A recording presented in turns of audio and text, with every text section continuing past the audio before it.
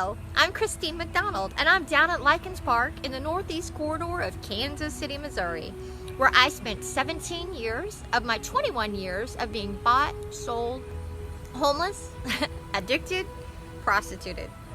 I went through a lot of stuff over the years, being paid for, sometimes as many as 20 times a day.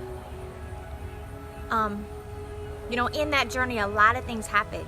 I dealt with the disease of addiction, sometimes for a coping mechanism to deal with the trauma, so I didn't have to feel.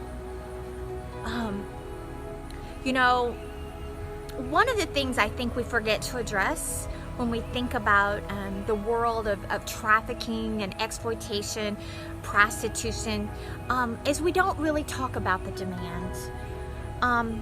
You see, if nobody would have been out here paying for me,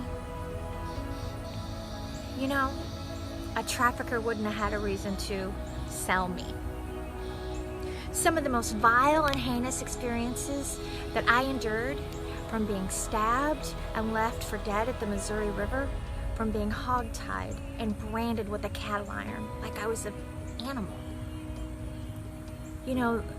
So those things happen by the buyers of sex, the men who paid for me. When we talk about trafficking, we're always talking about new laws and legislation to go after the traffickers.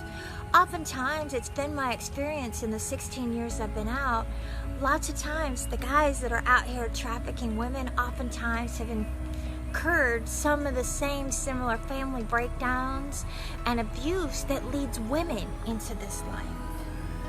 Not saying the traffickers aren't bad guys, and aren't saying that they're not manipulative and cunning and heinous in their own right.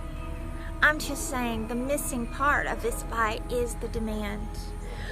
For example, if you have 5 pimps with 10 women each, or men, or boys, or girls, or any combination of 10 individuals that they're selling in their circuit.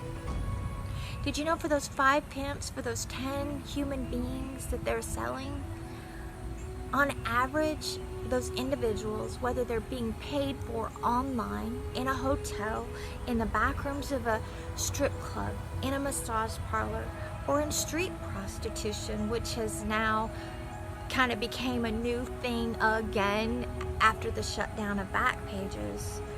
Do you know if they're turning 20 dates in a 24-hour period of time, that's 1,000 human beings willing to pay for the objectification, for sexual gratification of a human being. 1,000 buyers to keep the 5 pimps in business. So help me understand why we're not doing more to address the demand. My name is Christine McDonald. I was trafficked as a minor, never identified. When I became 18, I didn't magically no longer become a trafficking victim, but I became an adult and was criminalized. I think the more we know, the better we can help. I'm the author of Cry Purple and The Same Kind of Human, seeing the marginalized and exploited through eyes of grace. Thanks for listening.